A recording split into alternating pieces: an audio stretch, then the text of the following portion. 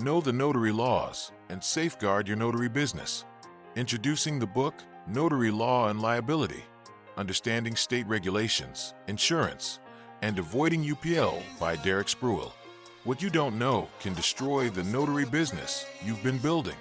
Get your copy of Notary Law and Liability by Derek Spruill from Amazon.com, Barnes & Noble, Books of Million, Bookshop.org, Mobile Notary by DerekSpruill.com, or download from Kindle today.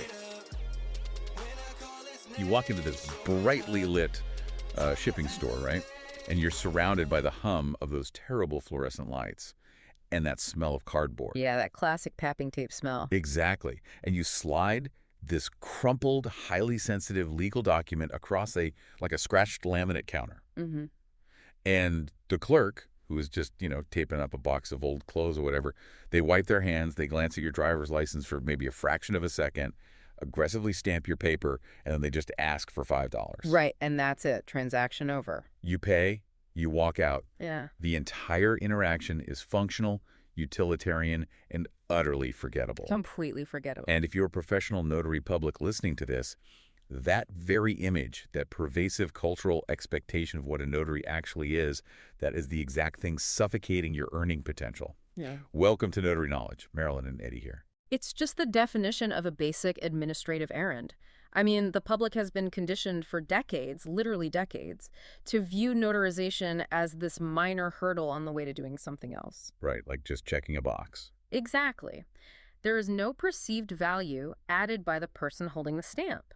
And when the consumer perceives zero value, well, they expect to pay zero premium. So today, we are speaking directly to you, the working professional who is scaling a serious business. You are aiming to command higher sustainable fees, and you want to achieve that without resorting to gimmicky sales tactics or loud, obnoxious advertising. Right. Nobody wants to look cheap while trying to charge a premium. Exactly. So to do that, you have to completely obliterate that shipping clerk image.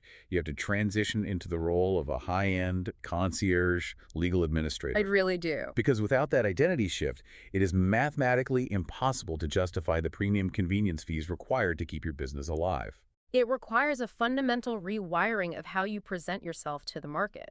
I mean, if you remain a transactional clerk in the mind of, say, a high net worth client or an estate planning attorney. Or a corporate escrow officer. Right, them too. If that's how they see you, you will only ever be offered clerk wages. They will push back on every single invoice and question every line item. Which brings us to our core mission in exploring our sources today. We are synthesizing a stack of high-level resources to show you how to execute this transformation. And we have some incredible source material for this analysis. We really do. We're pulling directly from Derek Spruill's Notary Knowledge books. We're cross-referencing current state commission fee schedules and integrating the latest consumer psychology research on quiet luxury branding. It's what we call the premium facade, high-end branding on a shoestring budget. Yeah, and we're going to break down the legal boundaries of what you can actually charge, the psychological architecture of a premium brand, the meticulous nature of luxury invoicing, and how to maintain unyielding authority in high-stakes environments, like hospital ICU wards. Because the overarching theme here is signaling authority, right? Competence and exclusivity through highly intentional low-cost choices. Low cost being the operative phrase there. Oh, absolutely. You do not need to hire a Madison Avenue design firm for $10,000 to look like you belong at a mahogany boardroom table. Right. But before we get into the visual mechanics of that brand, I just want to remind you that building a high-end mobile notary business does not happen in a vacuum. No, it doesn't. In our previous discussions on building your corporate client base, we talked about the underlying strategies of networking and identifying the right decision makers.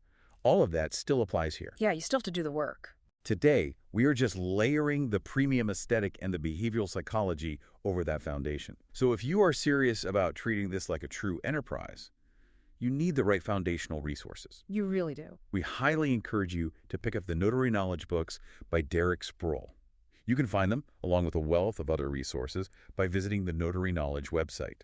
Also, check out our video podcast, No Notary, with Eddie Montes Travis. And for quick, actionable strategies, catch Marylyn's 90 Seconds of Notary. Yes, definitely check those out. Those resources really provide the structural integrity your business needs to remain compliant while you scale.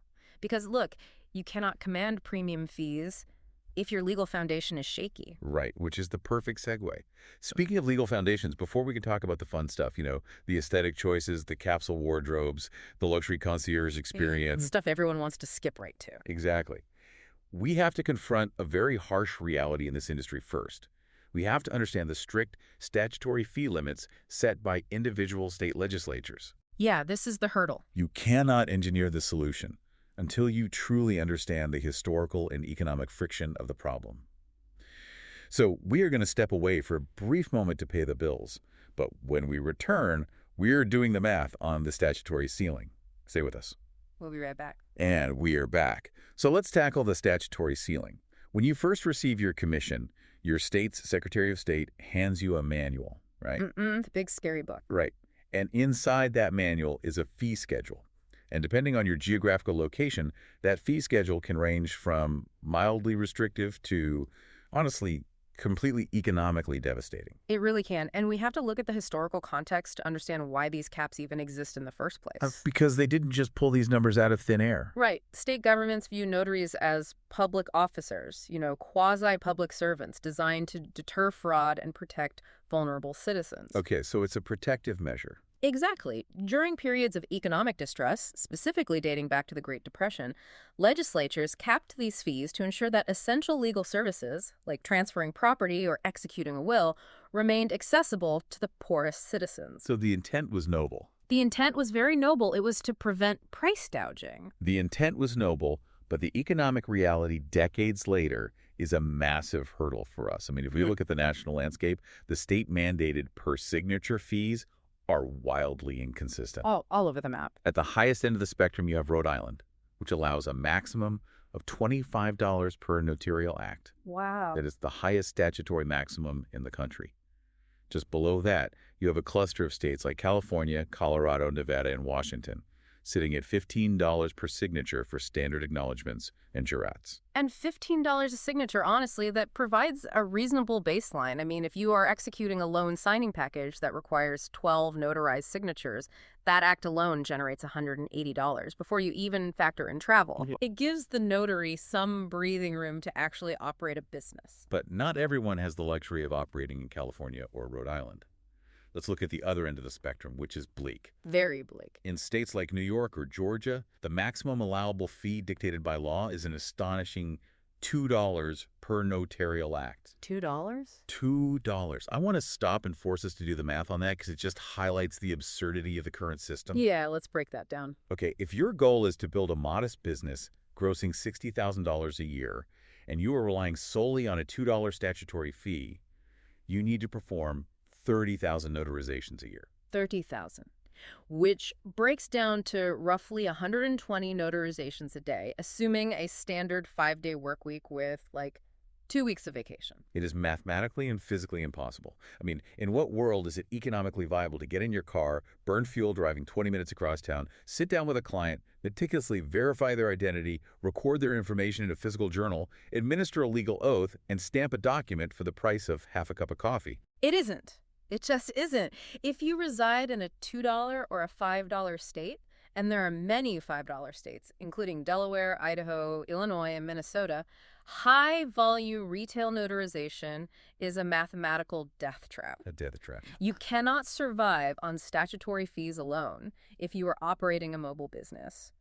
The overhead of commercial auto insurance, bonding, errors and omissions insurance policies, fuel, background checks, and just the intrinsic value of your time, it will bankrupt you in less than a year. And it isn't always as simple as a flat $2 or $15 either.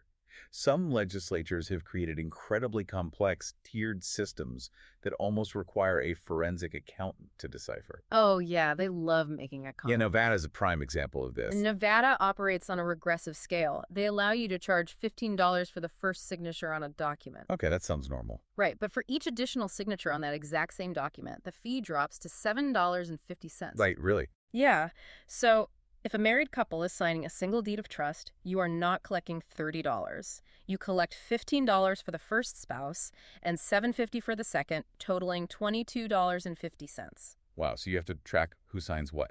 Exactly. It forces the notary to constantly evaluate the document structure rather than just counting the stamps.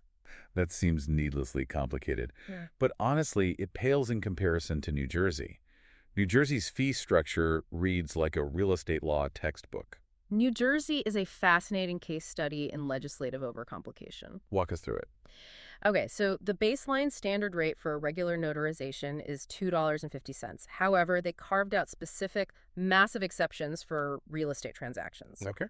If you are performing notarizations for grantors, so the sellers in the transfer of real estate, the fee jumps to a flat $15, regardless of the number of services performed in that single transaction. Wait. So whether they sign one document or 10, it's a flat $15. Correct. But if you are performing notarizations for mortgagors, the buyers financing the real estate, the flat fee goes up to $25 for the entire transaction. That is wild. Right. The state is making a value judgment on the economic weight of the transaction.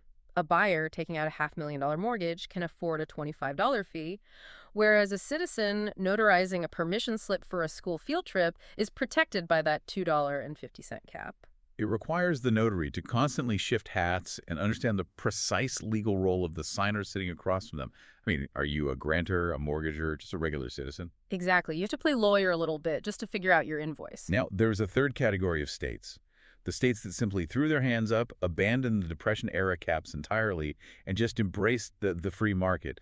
The 9 Wild West states. Yes, 9 states currently have absolutely no statutory fee caps for standard notarial acts. Which ones? We're talking Alaska, Arkansas, Iowa, Kansas, Kentucky, Louisiana, Maine, Massachusetts, South Dakota, and Vermont.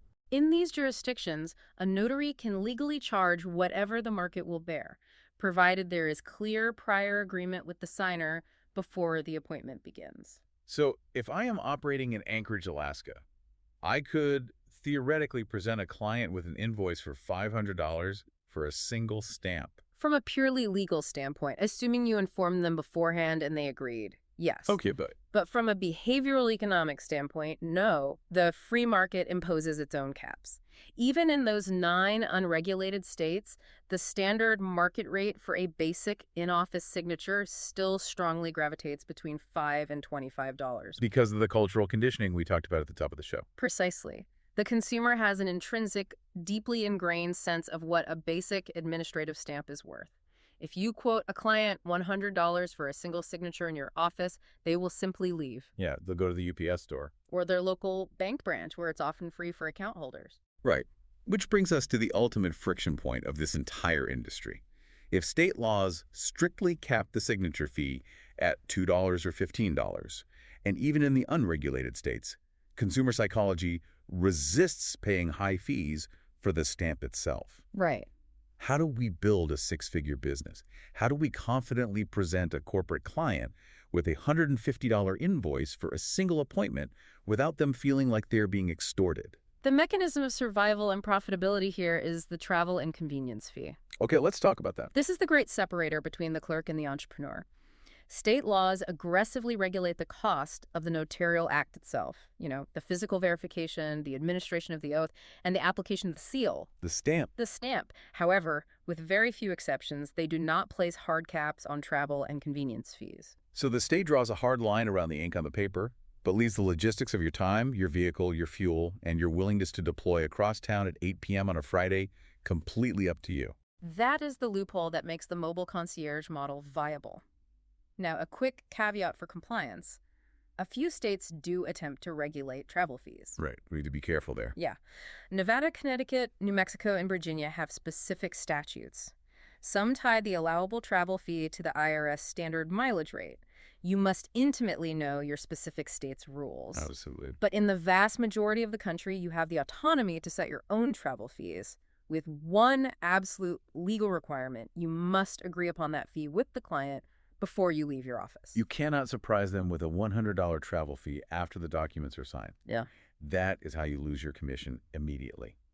So let's look at how this plays out in a major market, taking Los Angeles as our case study. Okay, in Los Angeles, the statutory fee is capped at $15 per signature. But a premium mobile notary in LA will never dispatch for just $15. You can't even buy lunch for that. Exactly. That statutory fee is instantly paired with a baseline $50 to $75 travel fee, justified by distance and, frankly, the notorious LA traffic gridlock. Right. And if the client requests an evening appointment, a weekend dispatch, or an urgent rush request, a premium notary will add an after-hours convenience surcharge of another $35 to $50. So we take a single $15 regulated signature, and by layering the unregulated logistics and convenience fees, we arrive at a highly profitable $150 total appointment cost.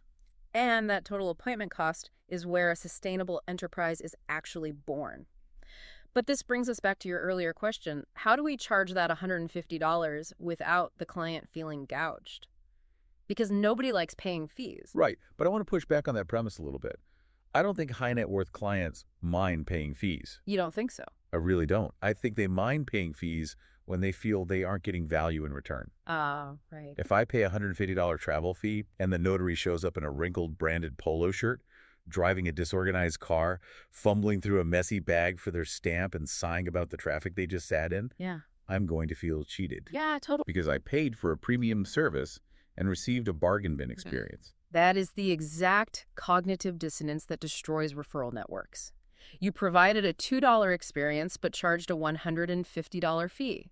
The client feels exploited. Exactly. Conversely, if you provide a seamless, frictionless, highly curated experience, if you anticipate their needs, project absolute authority, handle their highly sensitive documents with meticulous, practiced care, and create an environment of absolute security, they will gladly pay the premium. Because they aren't actually paying for the ink on the paper. No, not at all. They are paying for convenience, peace of mind, and risk mitigation. They are paying for the assurance that this critical document, which might govern the sale of a $10 million estate, is being handled flawlessly. Right. To command that fee, the notary has to undergo a massive aesthetic and behavioral shift. You have to step into the realm of quiet luxury. And building that realm of quiet luxury is exactly what we're going to break down next. We're going to step away for just a moment, but when we come back, we are opening up the psychology of high-end branding, the strict color formulas that signal old money, and the capsule wardrobe that projects authority before you ever speak a single word. We will be right back. Welcome back to Notary Knowledge.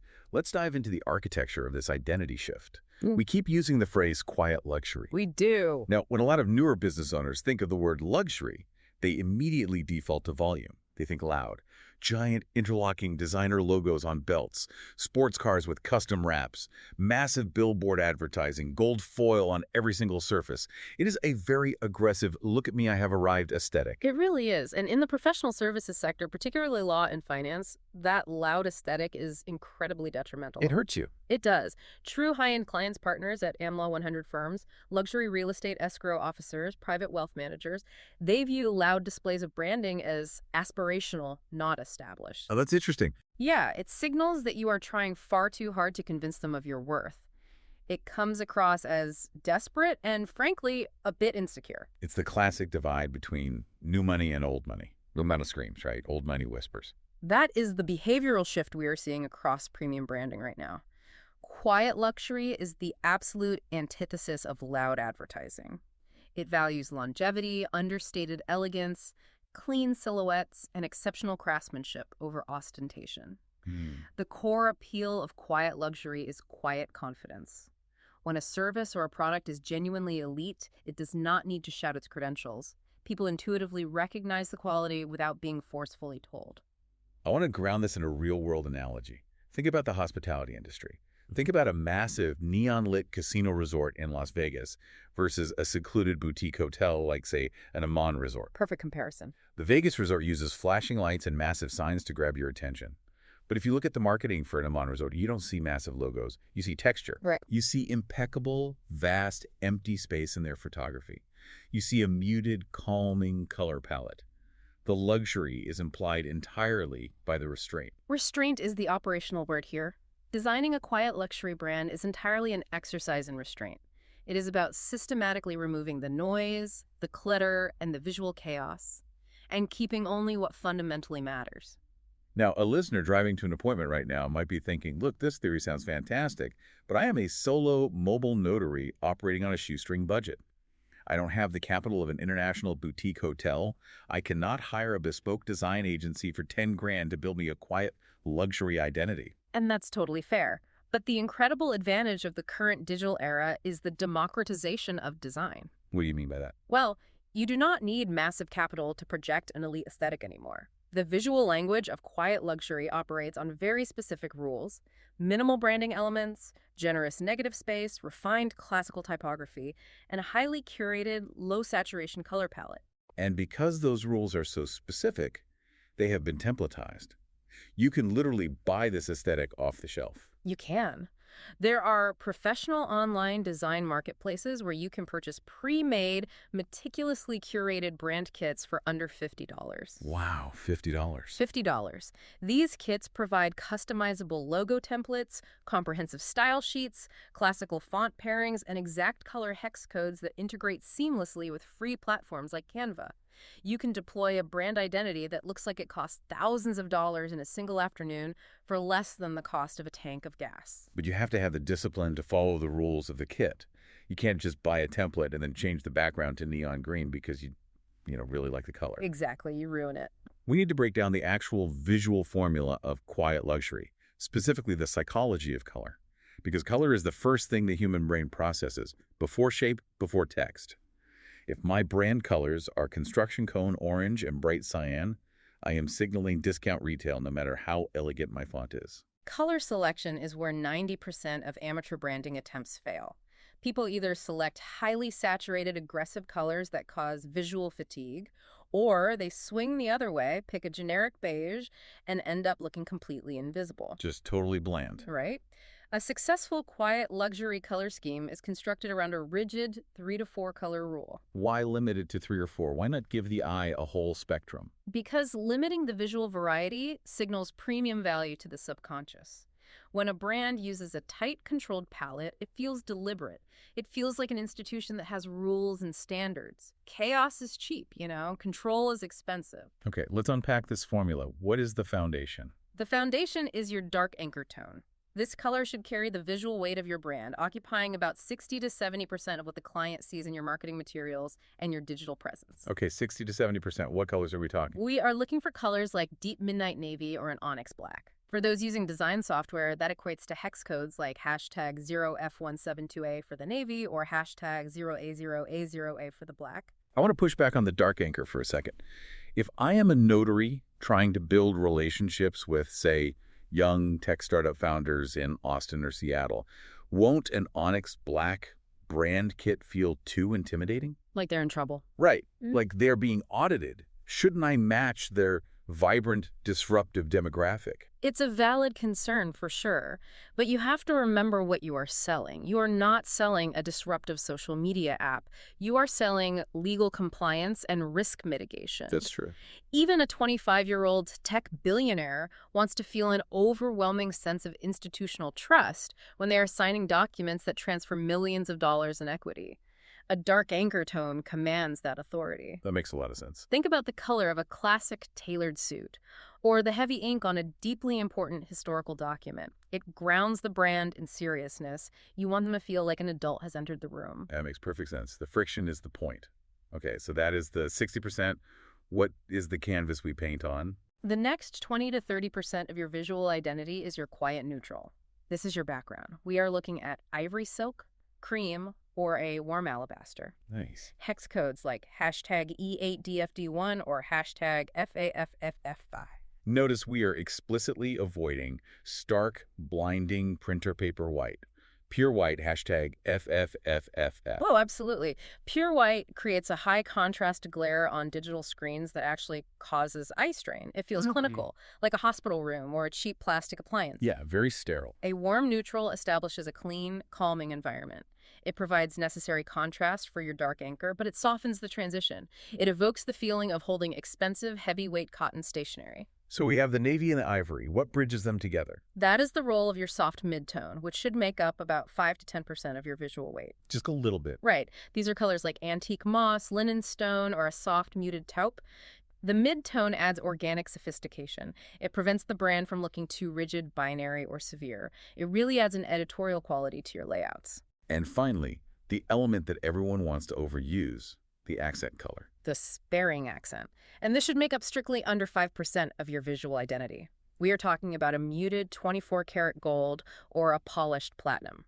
Hex codes like hashtag C69B3C or hashtag BFC1C2. The operative word being sparing. You don't paint the whole wall gold, you just have a perfectly polished gold handle on the door. Precisely. If you make the entire background gold, you are back in Las Vegas. Back at the casino. Yep. The accent is used strictly for critical highlight indicators, digital calls to action like the book appointment button on your website, or physical embossed seal embellishments on your presentation folders. When you adhere strictly to this formula, dark anchor, quiet, neutral, soft, mid-tone, sparing accent, your materials instantly look like they belong to a century-old corporate firm, not a weekend side hustle. You are signaling that you belong in their socioeconomic world before they even read your name. But having the perfect color palette on your website is only half the battle. I mean, eventually you have to leave your office. You have to physically show up at their law firm or your living room. You are the physical manifestation of your brand. So how does a notary translate this digital, quiet luxury aesthetic into their physical human presence? Well, in the professional services sector, your personal presentation is interpreted by the client as a direct indicator of your attention to detail. If a client is paying a $150 convenience fee, they expect a premium professional to walk through their door. For sure. If your clothes are disheveled, they subconsciously assume your handling of their legal documents will be disheveled. This requires developing what we call executive presence. And again, keeping in mind the shoestring budget, we're not suggesting our listeners go to Savile Row and commission a $3,000 bespoke suit. Not at all. Projecting authority is rarely about expensive designer labels. It is about curating a quiet authority capsule wardrobe. A capsule wardrobe. Yeah.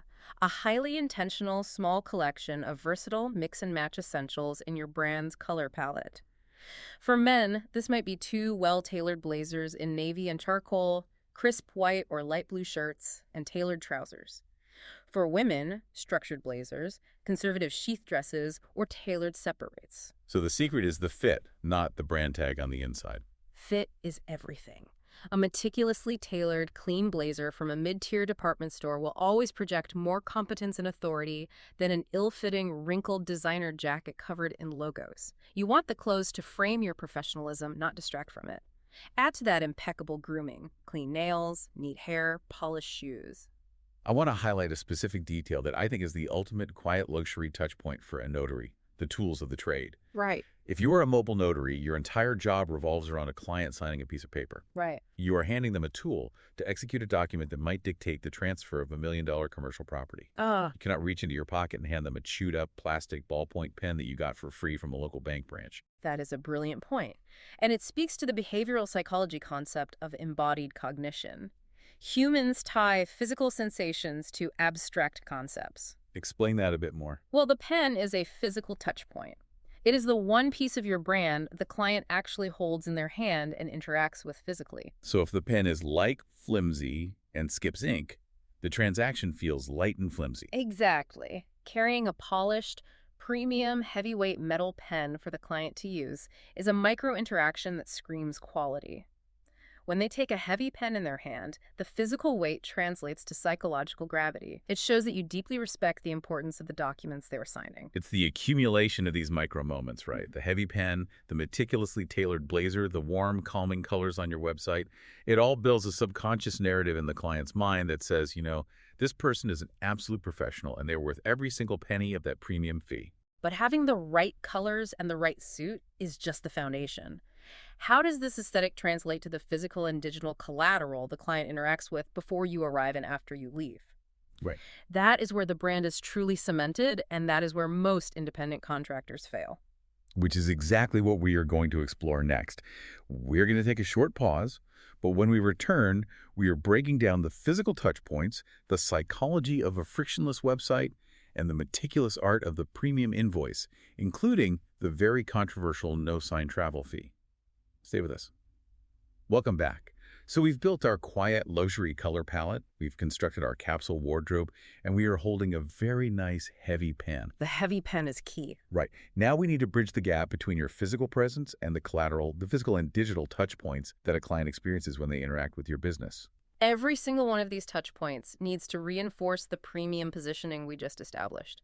I mean, if a high net worth client visits your website and it looks like a luxury boutique, but when you meet them, you hand them a flimsy, paper thin business card printed on an inkjet printer at home, you create massive cognitive dissonance. It just doesn't match up. Right. The client feels a disconnect between the promise and the reality, and that disconnect instantly breeds distrust. Let's start with the physical collateral, business cards. Huh. We live in a digital age, and a lot of tech-forward entrepreneurs argue that business cards are dead. I love saying that. They do. Yeah. But in the highly traditional legal, real estate, and healthcare sectors, they're still very much the currency of introduction. They absolutely remain essential. When you meet an estate planning attorney at a networking event, or you leave your materials with a hospital case manager, that card acts as the physical representation of your brand when you are no longer in the room.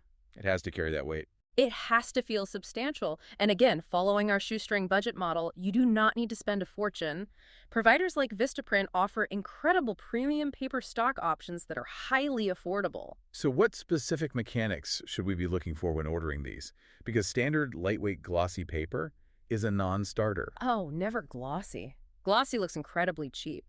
You must prioritize tactile weight and texture. A 16-point matte finish is a strong starting point. What does 16-point mean? 16-point refers to the thickness of the cardstock. It feels rigid, durable, and authoritative. From there, you can explore tactile upgrades like soft-touch coatings, which add a velvety, almost suede-like feel to the paper, or a textured cotton or linen finish. A cotton finish feels incredibly elegant. It feels less like a corporate flyer and more like a formal invitation to a high-end event. And this is where you deploy that sparing accent color we talked about. Use a subtle gold foil accent on just your logo, or utilize a blind embossing technique where your logo is physically pressed into the paper without ink, creating a subtle 3D effect. Well, that's a great idea. You might also consider painted edge business cards, where the thick edges of the cardstock are dyed in your dark anchor color. It adds a level of bespoke craftsmanship that high-end clients consciously notice. It is all about tactile feedback. When they roll it between their fingers, it feels expensive. Now let's look at the digital side. Before they ever hold that cotton business card, they are likely vetting you online. They are visiting your website. The website must be a masterclass in frictionlessness. High-end clients, especially busy attorneys and executives, they are constantly managing high cognitive loads. They're stressed out. Very stressed out. They expect clarity, speed, and curation. Your digital front door cannot be cluttered with massive blocks of dense text, pop-up chat boxes asking them for their email, or labyrinthine navigation menus. Applying our quiet luxury principles, what does a frictionless website actually look like? Generous negative space. You must let the layout breathe. Use your warm, neutral backgrounds to create a calm, uncluttered digital environment.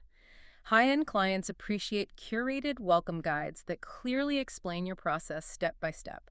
They look for clear but unobtrusive trust signals. What constitutes a trust signal for a notary? Things like badges of your E&O insurance coverage, secure payment processing icons, clear cancellation policies, and explicit links to your state commission credentials. Just showing you're legitimate. Right.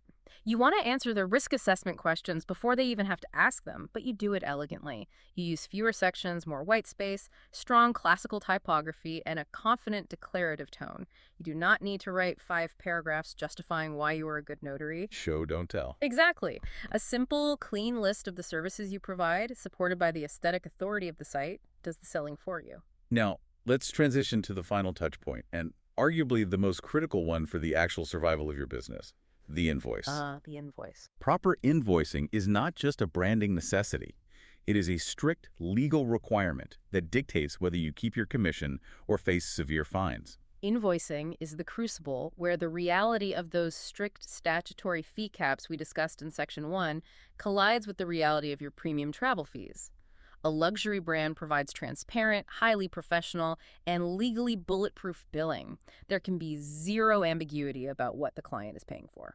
Our sources provide a very specific template recommendation based on the Agile invoice system. Let's walk through the mechanics of the perfect invoice. What is step 1? Step 1 is absolute clarity on the Regulated Notarial Act. You must itemize every single notarial act separately to provide a paper trail proving your compliance with your state's fee caps. Okay, so break that down. Well, you cannot simply write a generic line item like Notary services, $150. If the Secretary of State audits that invoice, it looks like you charged $150 for a single stamp, which is illegal. So how do you write it? You itemize it with precision.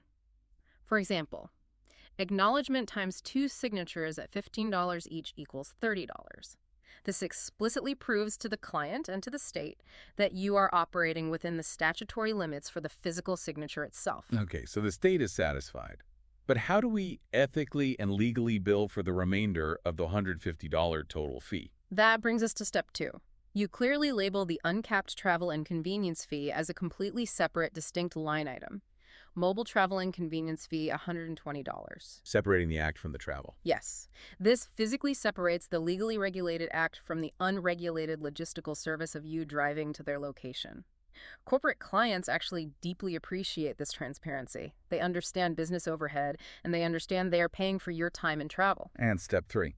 Step 3 involves your professional commission details. Your invoice must include your full notary commission number, your commission expiration date, and your comprehensive contact information. Why is that on the invoice? This is critical because your primary B2B clients, title companies, escrow officers, and law firms, they are required by law to file your invoice with their transaction records.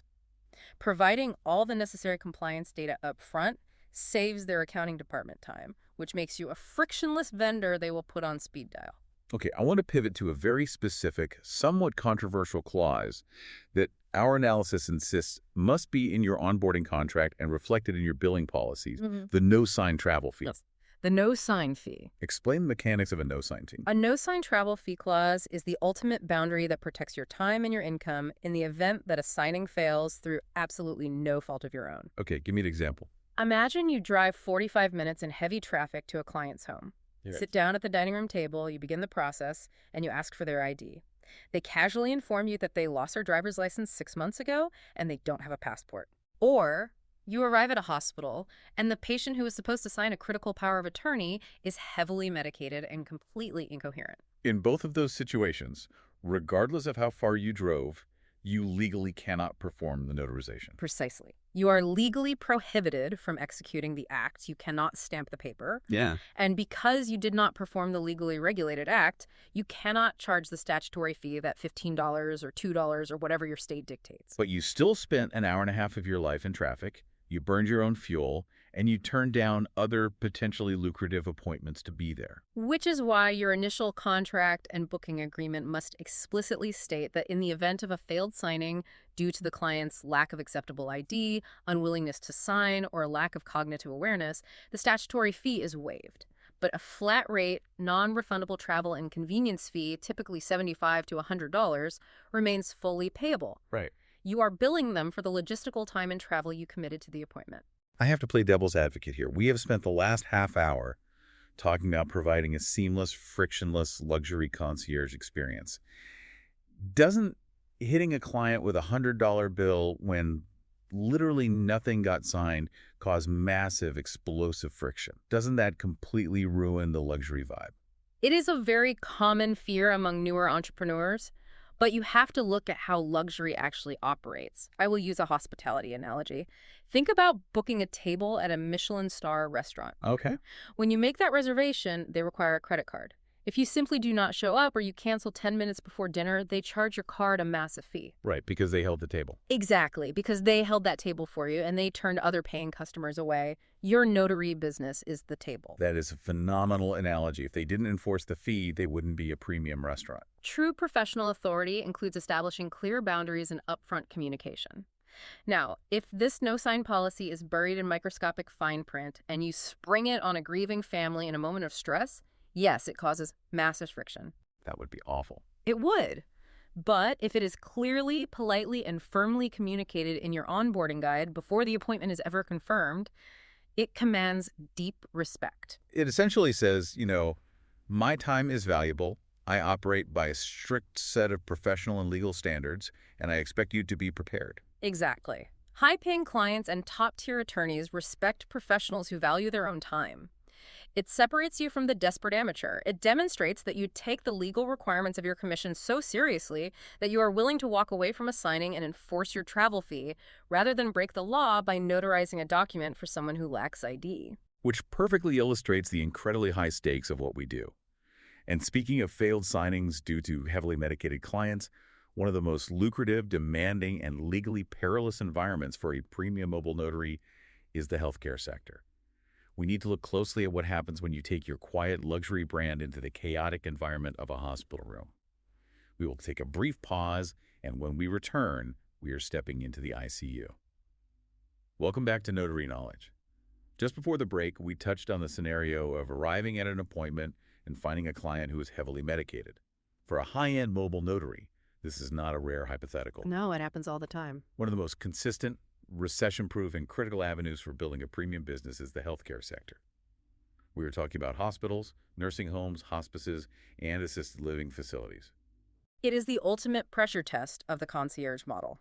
Hospitals are complex, high-stress, deeply emotional environments, and they rely heavily on independent mobile notaries to handle vital, time-sensitive legal documents like powers of attorney, advanced healthcare directives, and occasionally trusts or wills. Now, a listener might wonder why independent notaries. Don't these massive multi-billion-dollar hospital networks have their own staff to handle administrative paperwork? You'd think so, right? Some do maintain staff notaries in risk management or medical records departments. But hospitals largely prefer and often mandate the use of independent mobile notaries to avoid any appearance of a conflict of interest or undue influence. Because the stakes are so high. Exactly. If a patient is signing an advance directive that dictates life or death medical decisions or a power of attorney that transfers control of massive financial assets, the hospital absolutely does not want its own employees acting as the impartial witness. That makes sense. They don't want to get sued. Right. If a legal battle ensues later, the hospital wants to point to a neutral third-party professional. That is where you, the premium independent notary, come in. So if a notary wants to build this highly lucrative pillar of their business, how do they penetrate that market? Because you can't just walk through the sliding doors of the ER and start handing out your 16-point cotton business cards to doctors. Definitely not. You will get kicked out immediately. You need to surgically target the specific administrative professionals who coordinate patient care, legal compliance, and discharge planning. Who are we talking about? Hospital case managers and clinical social workers are your primary B2B targets. They are the ones who realize a patient needs a financial power of attorney executed before they can legally be transferred to a long-term care facility. Who else should they be networking with? Patient advocates who handle patient rights and frequently field desperate requests for notaries from frantic families, and nurse managers, specifically those overseeing high acuity units like the ICU, oncology, or palliative care. The high-stress units. Yeah. They frequently encounter tragic situations where legal documents are urgently needed, and having a reliable, impeccably professional notary on speed dial is a massive asset to their unit. But with that high value comes incredibly high risk. We are talking about documents that control generational wealth or authorize pulling the plug on life support. The liability here is staggering. Let's talk about risk management, specifically insurance. This is the defining feature of the healthcare niche. This is not notarizing a permission slip for a field trip or a simple car title transfer. This is risk management at its highest possible level. Paint us a picture of the risk. I will give you a hypothetical case study to illustrate the danger. You notarize a power of attorney for an elderly patient in the ICU. 6 months later, the patient passes away. A disgruntled niece who was left out of the will hires an aggressive attorney and claims that the patient lacked cognitive awareness due to pain medication when they signed that document, and she names you, the notary, in a massive civil lawsuit for failing your duty. Oh, wow. And this is where a lot of new notaries say, well, I have my $10,000 surety bond from the state, so I'm protected. Let's dispel that myth right now. It is a very dangerous myth. A state-mandated surety bond protects the public from you. Wait, explain that difference. If you make a mistake that costs the consumer money, the bond pays the consumer, and then the bonding company comes after you to collect that money, it does not protect you at all. So what is the shield? What protects the notary? If you are stepping into the healthcare space, you must carry a robust errors and omissions, or E&O, insurance policy. An E&O policy protects you. It pays for your legal defense and any settlements if you are sued for an unintentional mistake or a false claim. How much coverage are we talking? A policy with at least $100,000 in coverage is the absolute minimum recommendation for operating in this niche. In our hypothetical case study with the disgruntled niece, even if you did everything perfectly and the lawsuit is completely frivolous, the attorney fees required just to defend yourself and get the case dismissed can easily exceed $30,000. Which would bankrupt most small businesses. Exactly. Your E&O policy covers that. It is non-negotiable. Okay, so you have your $100,000 E&O shield, you get the call from the ICU nurse manager, and you arrive at the hospital. Paint the picture for us. What does a premium, quiet luxury notary do in this chaotic environment? First, you rely on your executive presence to maintain impeccable boundaries and professional hygiene. The environment smells of antiseptic, monitors are beeping, the family is likely anxious and emotional. You remain a calm anchor. A calming presence. Yes. You dress professionally, your capsule wardrobe. You sanitize your hands meticulously before and after every interaction right in front of the client. You keep your voice calm, measured, and authoritative. And then comes the actual legal assessment. Because as we established, you are not just a stamp robot. You have to evaluate the signer. This is the most critical moment of the appointment. The notary must verify that the signer is both legally aware and willing. You have to ask them direct conversational questions to ensure they understand the gravity of what they are signing. Are they coherent? Do they know what a power of attorney actually does? Do they know what day it is? I want to stop you right there, because this is where theory meets reality. That sounds great in a textbook, but in a chaotic ICU, how do you actually measure awareness without practicing medicine? I mean, you aren't a neurologist. It is a vital distinction. You are not diagnosing their medical capacity. You are establishing conversational coherence based on a layperson's observation.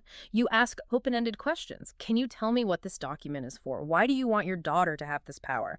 If they can articulate the purpose, you proceed. What if they are heavily sedated? What if they are drifting in and out of sleep? Or they are clearly disoriented by the morphine? And the family is standing right there, exhausted and desperate, saying, please, we just need this signed so we can pay his mortgage and keep his house from going into foreclosure. It is genuinely heart-wrenching, but the law is absolute. If a patient is heavily medicated, disoriented, or unable to comprehend the nature of the document, the notarization must be refused. No exceptions. You cannot execute the act, no matter how much pressure the family or even the medical staff puts on you. You have to calmly and professionally enforce that boundary. Which requires immense quiet authority.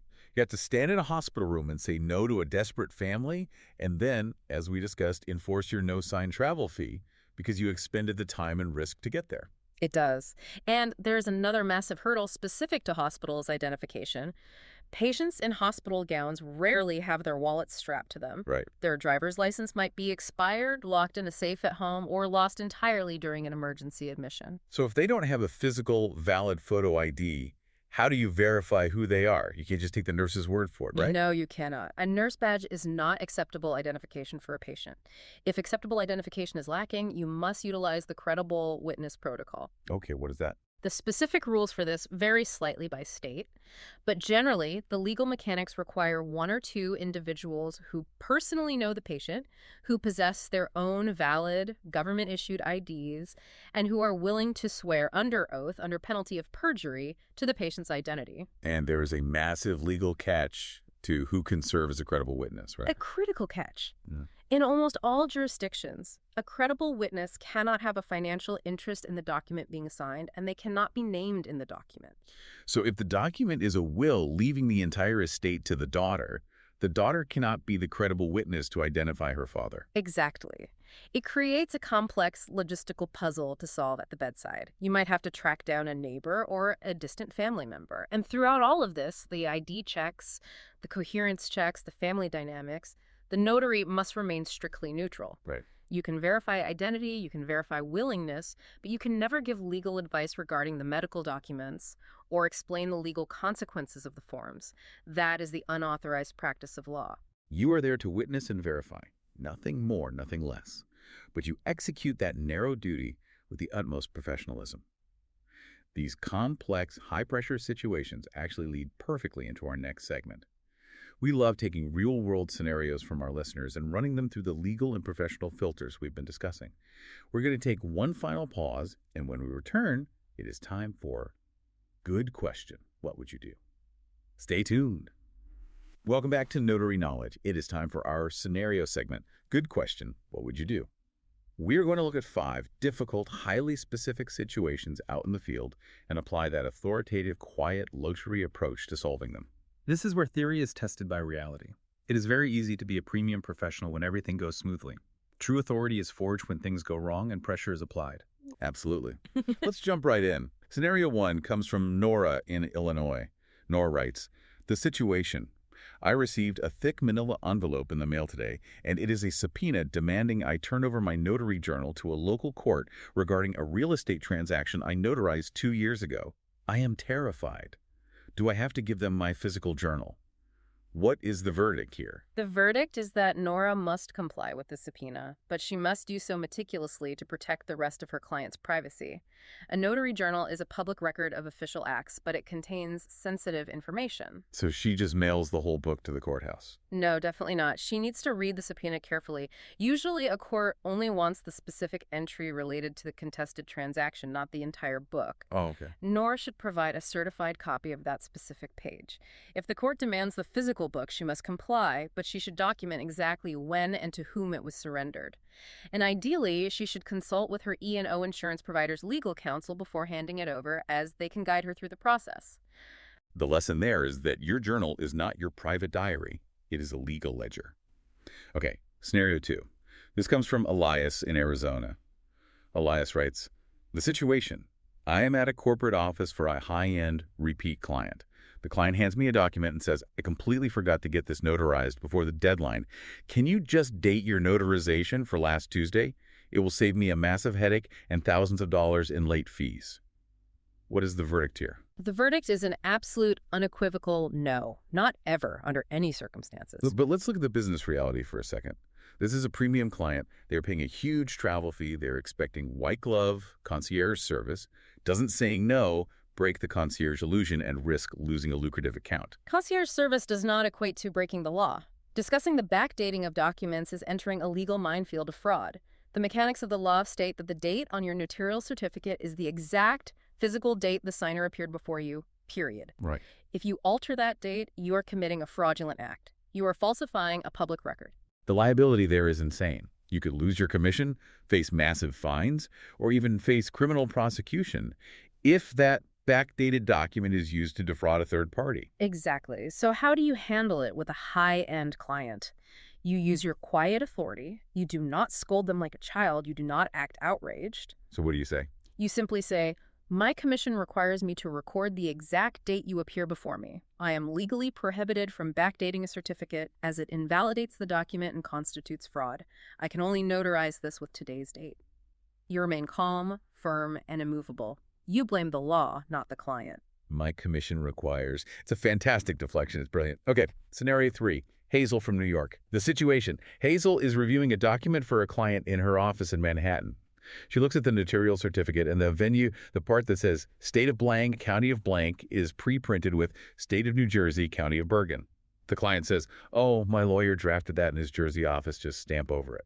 The verdict here is a simple mechanical correction, but a very vital one. The venue on a notarial certificate dictates the exact geographical location where the notarization is physically taking place, not where the document was drafted or where it will be filed. Jurisdiction mechanics. Yes. Hazel is physically standing in New York County, New York. She cannot notarize a document that claims she is in Bergen County, New Jersey. But she doesn't have to reject the signing. She can fix it. Yes. She simply uses a single line to cross out New Jersey and Bergen, writes in New York, and initials the change. It is a minor correction that prevents a major jurisdictional flaw. Excellent. Very simple. Scenario 4. Sebastian from California. The situation. Sebastian's wife is starting a small business and needs a handful of state registration forms notarized. They are sitting at their kitchen table, and she asks Sebastian to just use his stamp on her forms to save them the $15 fee. The verdict here revolves around the mechanics of financial interest and impartiality.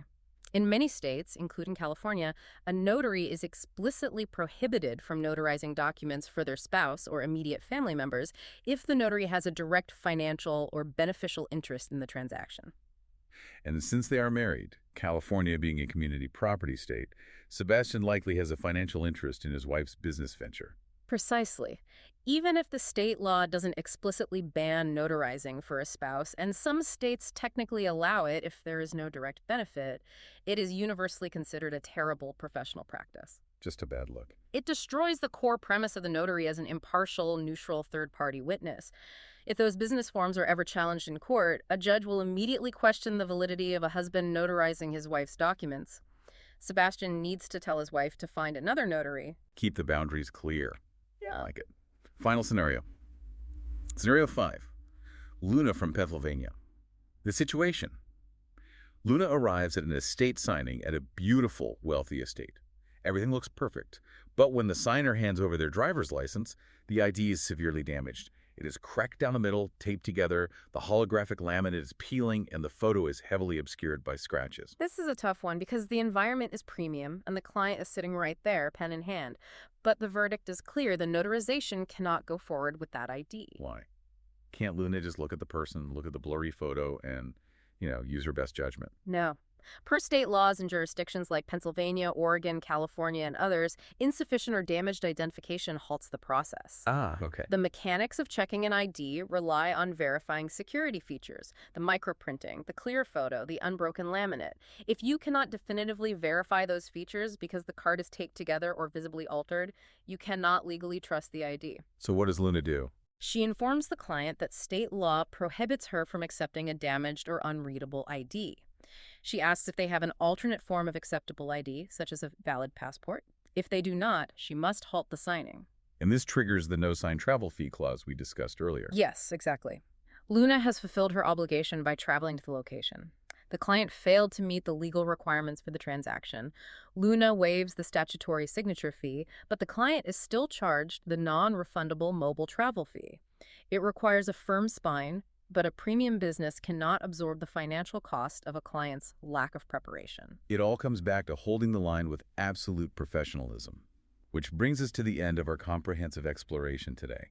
We have covered the stark historical and economic reality of statutory fee caps, the psychological and visual architecture of quiet luxury, the meticulous nature of premium invoicing, the high-stakes risk management of healthcare notarizations, and how to maintain unyielding authority in difficult scenarios.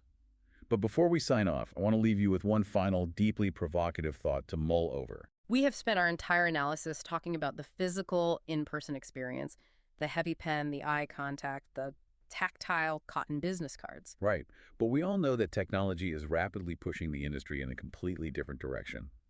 We are looking at the massive rise of remote online notarization, or RON. It brings its own technology fees, its own digital infrastructure, and its own unique set of risks.